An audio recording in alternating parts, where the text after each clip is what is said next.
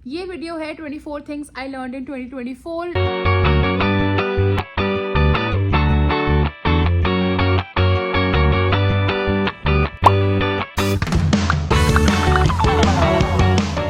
Hi guys, welcome to my YouTube channel. Welcome to a brand new video. Happy new year. 2025 आ चुका है। 2024 कितनी जल्दी निकला है यार। अगर आपके साथ भी ऐसा है कि आपको लग रहा है 2024 कब आया और कब चला गया, तो मुझे कमेंट्स में बताओ। But happy new year everyone. 2025 हम सबके लिए बहुत अच्छा जाएगा एंड हम लोग सब कुछ जो भी चाहते हैं अचीव कर लेंगे। I am so damn sure that this year will be life changing positively. मेरा और आपका जो भी हम चाहते हैं एक बढ़िया सा ग्लो अप वो हम करके दिखाएंगे, चाहे वो फिजिकली हो, मेंटली हो, फाइनेंशियली हो, स्पिरिचुअली हो। काफी सारी चीजें हमें इस साल में अचीव करनी है of course. So yes, I am super excited for 2025।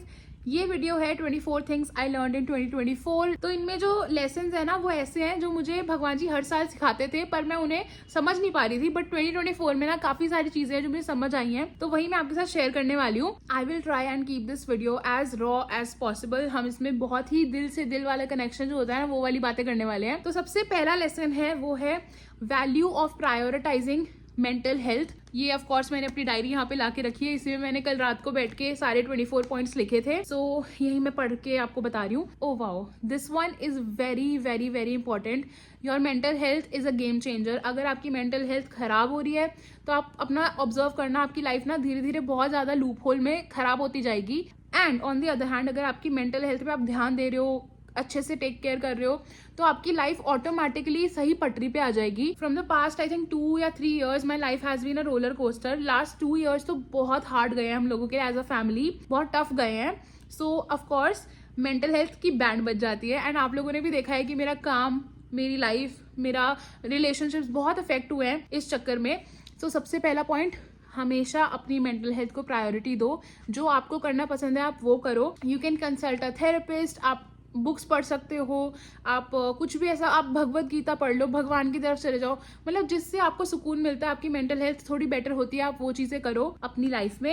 And prioritise your mental health in 2025। अगला पॉइंट है change is inevitable but growth is optional. Changes ना लाइफ में होते रहते हैं, मतलब अगर लाइफ में चेंज नहीं होंगे तो लाइफ बहुत बोरिंग हो जाएगी। और ये कुछ ऐसे चेंजेस होते हैं जिन्हें आप रोक नहीं सकते हो, लेकिन उन चेंजेस के होने पर अगर आप उन्हें मन में पकड़ के बैठ जाओगे और सिर्फ नेगेटिव थॉट्स लाते रहोगे तो ग्रोथ आपकी रुक जाएगी, आप अपनी लाइफ में आगे नहीं बढ़ पाओगे। तो इसीलिए अगर चेंजेस आ रहे हैं तो उन्हें पॉजिटिवली अडेप्ट करो, और कैसे आप ग्रो कर सकते हो लाइफ में उन चेंजेस के साथ वो आप देखो। Third point is listening is more powerful than speaking. Trust me on this, मैं बहुत बोलती हूँ। अगर मैं अपने जोन में आ जाती हूँ ना, मैं बहुत बकबक करती हूँ, और आप लोगों को पता है मैं वीडियोस में भी इतनी बकर करती हूँ। लेकिन मैंने इतने सालों में जो सीखा है, मतलब मुझे ऐसा लग रहा है विद मेच्योरिटी आपके अंदर ना एक सेंस आ जाती है कि आपको कहाँ बोलना है और कितना बोलना है और कितना आपको सुनना है। Honestly I am a very good listener. मैं अपनी फ्रेंड्स की, अपनी फैमिली की, मतलब सारी बातें आराम से सुन सकती हूँ। I am a good listener. मेरा जो बोलने की आदत थी ना,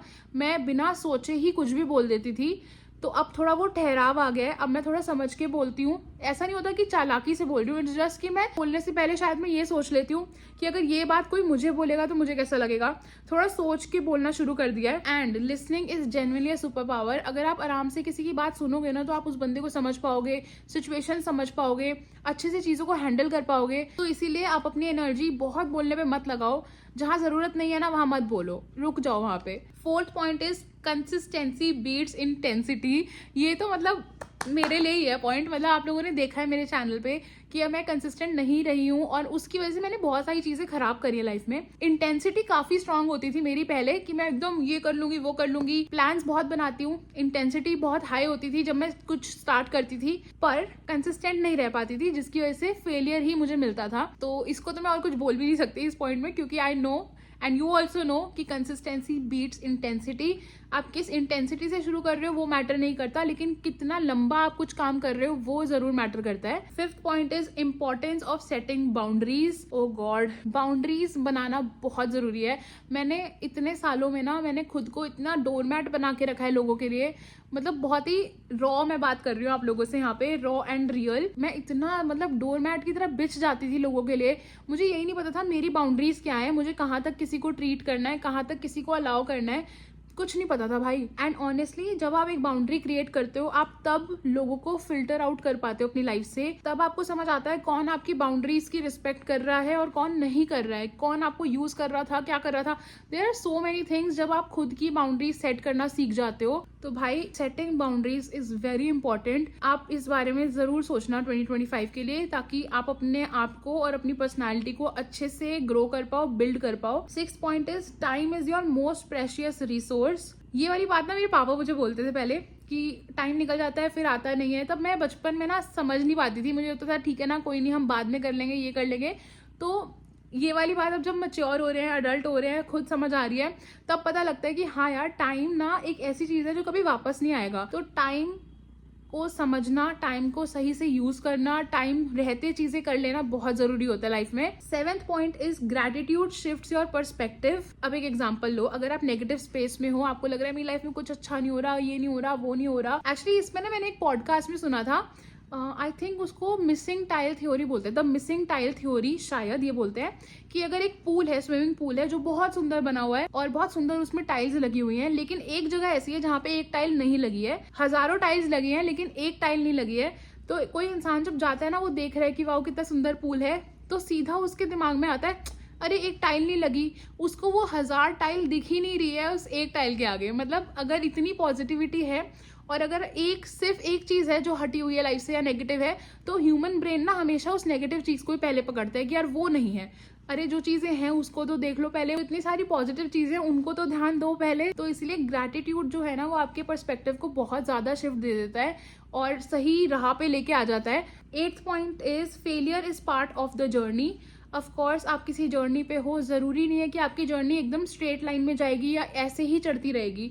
ऑफ कोर्स डाउनफॉल आएंगे, फेलियर्स आएंगे, ब्रेकेजेस आएंगी, पर आपके ऊपर है कि कैसे जिस चीज की वजह से आप फेल हुए हो, आप उसे लेसन को पकड़ के आगे कभी रिपीट ना करो। तो फेलियर को कभी भी ऐसे मत सोचना कि हाय मैं तो अब कुछ कर ही नहीं पाऊंगा या कर ही नहीं पाऊंगी। इट्स ओके, जो लेसन मिल रहा है उसको पकड़ के आगे बढ़ते चलो, कभी भी गलतियों को रिपीट मत करो। एंड आपका जो ग्रोथ का ग्राफ होता है ना, वो कभी भी स्ट्रेट लाइन में नहीं चढ़ता है, हमेशा ऊपर नीचे होता रहता है। तो it's okay, failure is just a part of your journey.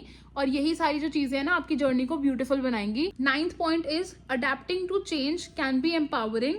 Flexibility in your mindset is very important. अब जब चेंज हो रही है लाइफ, चीजें चेंज हो रही है अगर आपकी लाइफ में, तो अपने माइंडसेट को ना पीछे ही मत रखो।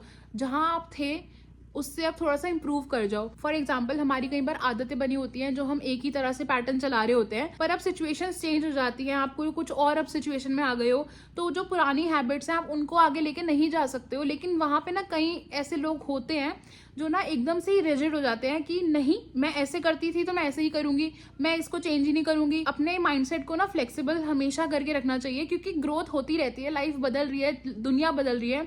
तो अपने पुराने माइंडसेट से कभी कभी हमें आगे बढ़ना चाहिए और नई चीजों को सीखने के लिए you should have flexibility in your mindset, तभी आप नए चेंजेस को अडेप्ट कर पाओगे। 10th point is my favourite, money is very important and it can ease out your stress. पैसे से ना काफी लोग बोलते हैं कि खुशियां नहीं मिलती, money doesn't buy you happiness, but honestly money जब होता है ना आपके पास, आप बहुत पावरफुल फील करते हो, आप बहुत ईज आउट फ्री फील करते हो। कोई स्ट्रेस अगर आ रहा होता है तो आप पैसों से काफी स्ट्रेस को हटा सकते हो अपनी लाइफ से।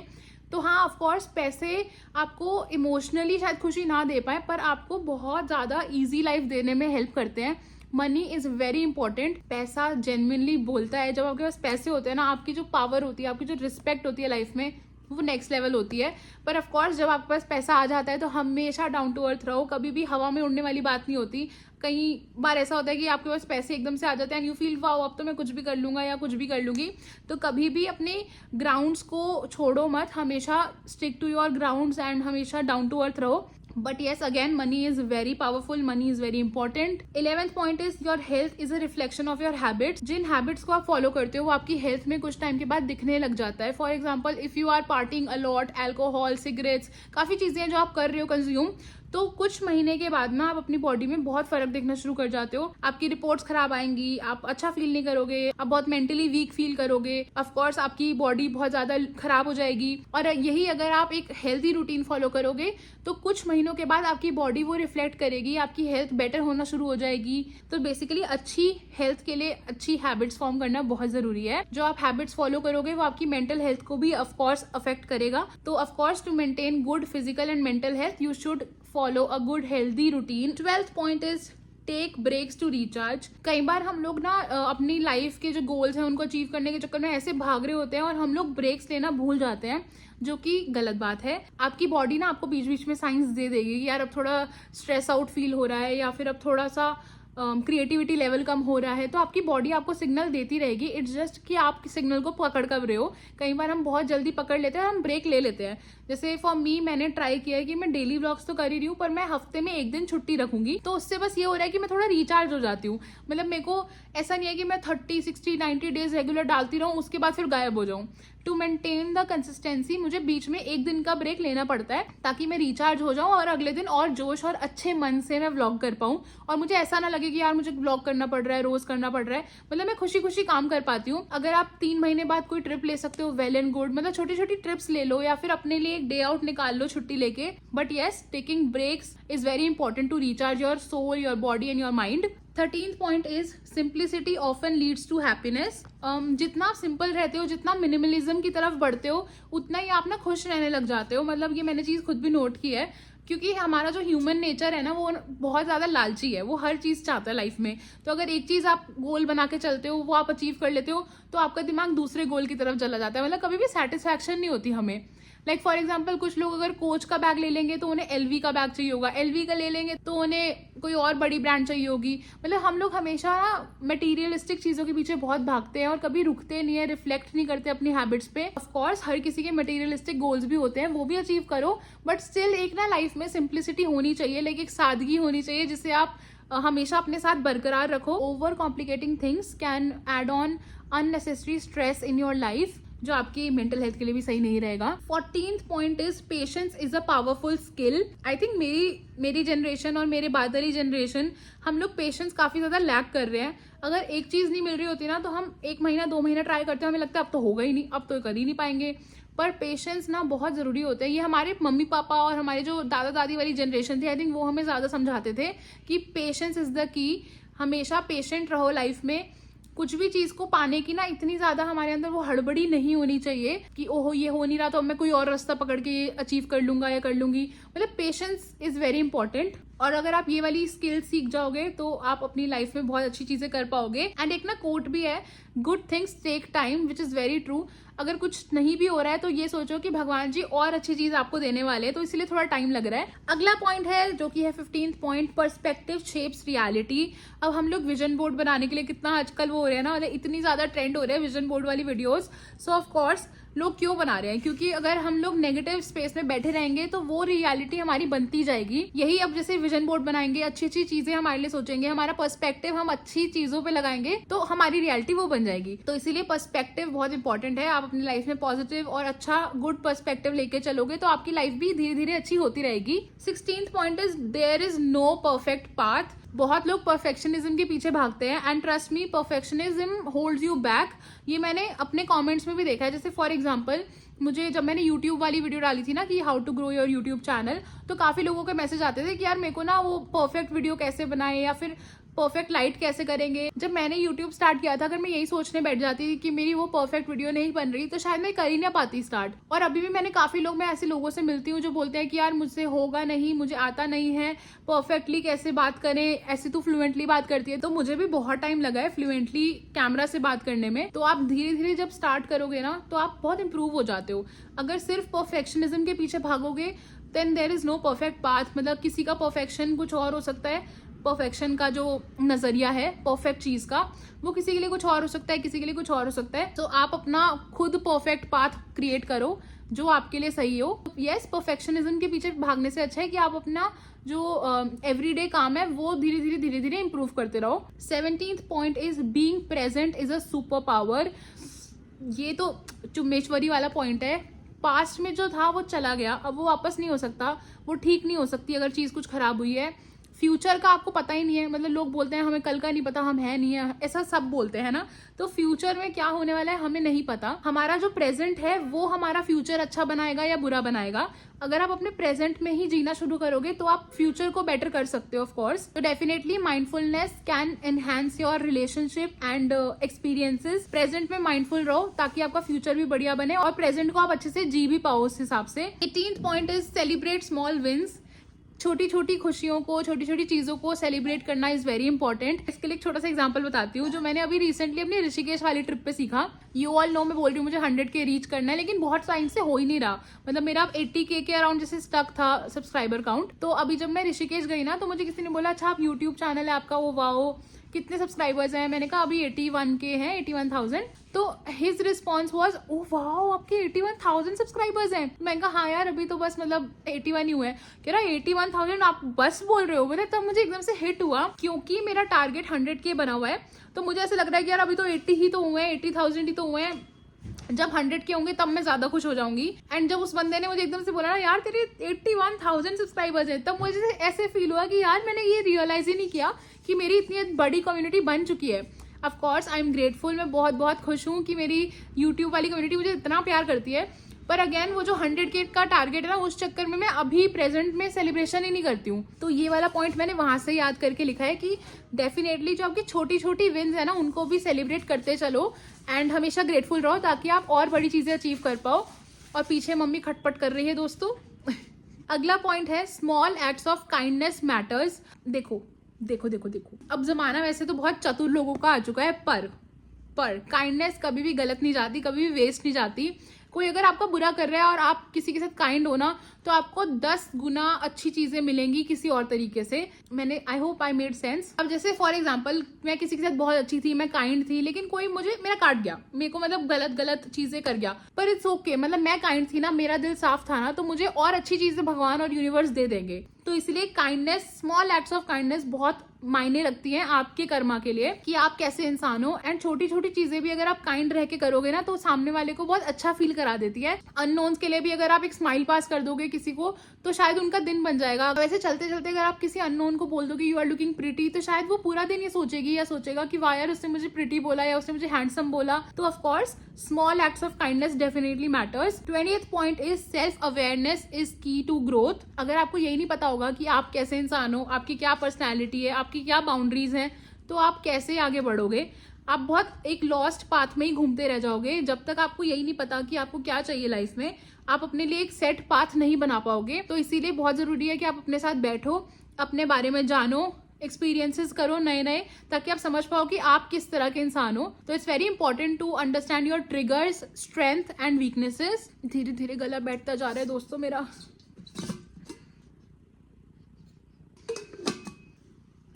बैठ जा, सो जा। 21st point is life doesn't always go according to your plan. कुछ प्लान ऐसे होते हैं जो भगवान अपने हिसाब से चलाते हैं, तो इसीलिए God's plan is greater than my plan. हमेशा जो हम सोचें वो हो ये जरूरी नहीं है, और अगर वैसा नहीं हो रहा है तो हमेशा ये याद रखना कि भगवान जी ने कुछ और बढ़िया लिखा होगा। मैंने एक पोस्ट देखा था इंस्टाग्राम पे, तो उसमें एक लड़की का ड्रीम ऐसे था, मतलब माई प्लान था कि एक गुलाब मिल जाए, और भगवान का ये प्लान था कि मुझे पूरा बुके मिल जाए। तो इसीलिए जरूरी नहीं कि जो आप सोचो वो होगा, और अगर नहीं हुआ तो याद रखना भगवान आपको बहुत अच्छा कुछ देने वाले हैं। 22nd point is time management is an art. कला है ये, कला। अब देखो हर किसी के पास 24 घंटे ही है, लेकिन कुछ लोग 24 घंटे में इतना सारा काम कर लेते हैं और कुछ लोग 24 घंटे में इतना ही काम कर पाते हैं। तो इसीलिए टाइम मैनेज करना बहुत जरूरी है, क्योंकि मैंने आपको पहले बताया कि टाइम अगर एक बार चला जाता है तो वापस नहीं आता दोस्तों। इसीलिए टाइम को मैनेज करके चलो, अपने काम, आपके जो कार्य हैं आप वो कैसे करोगे वो सोच समझ के चलो, because time will never come back. Time management is very important. Second last point is you can not pour from an empty cup. अगर आपकी लाइफ का जो कप है वही खाली होगा तो आप किसी को उसमें से क्या ही दे पाओगे। इसीलिए personal self care and personal development is very important. अगर आप खुद के लिए ध्यान रखोगे, खुद का जो कप है वो धीरे धीरे भरते रहोगे, तभी आप उस कप में से चीजों को आगे बांट पाओगे। अगर आप खुद ही इतना डिप्रेस फील कर रहे हो या खुद ही बुरा फील करोगे तो आप सामने वाले को भी खुश नहीं कर पाओगे। तो इसीलिए सबसे पहले, जैसे कि फ्लाइट में बोलते हैं कि पहले किसी और की मदद करने से पहले खुद का जो ऑक्सीजन मास्क है वो यूज करें, ऐसा ही कुछ बोलते हैं। तो यही है कि सबसे पहले अपना ध्यान रखो, अपनी केयर करो और फिर किसी और को आप हेल्प करो। Now comes the last point, जो कि है emotional intelligence is vital. Emotionally intelligent होना बहुत जरूरी है। अपने इमोशंस को कैसे मैनेज करना आपको आना चाहिए, दूसरों के इमोशंस पे कैसे रिएक्ट करना है वो भी बहुत जरूरी है आना। तो इसीलिए इमोशनली इंटेलिजेंट बनना चाहिए हम सबको, जो कि मैं भी बनूंगी 2025 में आप लोगों के साथ। तो आप मेरी वीडियोस को ऐसे ही देखते रहना दोस्तों, मैं आपको नई नई चीजें बताती रहूंगी। इसी के साथ मेरा चैनल मैं प्रमोट करती हूँ और इसी के साथ मैं इस वीडियो को समाप्त करती हूँ दोस्तों। आई होप आपको ये वीडियो पसंद आई हो। कुछ ऐसी चीजें थी जो मैं समझ पाई हूँ इस साल और मैं आप चाहती थी आप लोगों को बताना। नाउ इट्स योर टाइम कि आप अपने कोई भी 2 लेसन्स मेरे साथ कमेंट्स में शेयर करो, या इनमें से कोई आपको अच्छा लगा तो मुझे कमेंट में बताना कि आपको सबसे अच्छा लेसन कौन सा लगा। And happy new year once again. हमारा ये साल बहुत बढ़िया जाएगा। अब मैं चली, आपसे मिलूंगी कल विद अ न्यू वीडियो। जब तक नई वीडियो नहीं आती मुझे याद करते रहना। And I will miss you too. Bye bye, take care, love you, bye.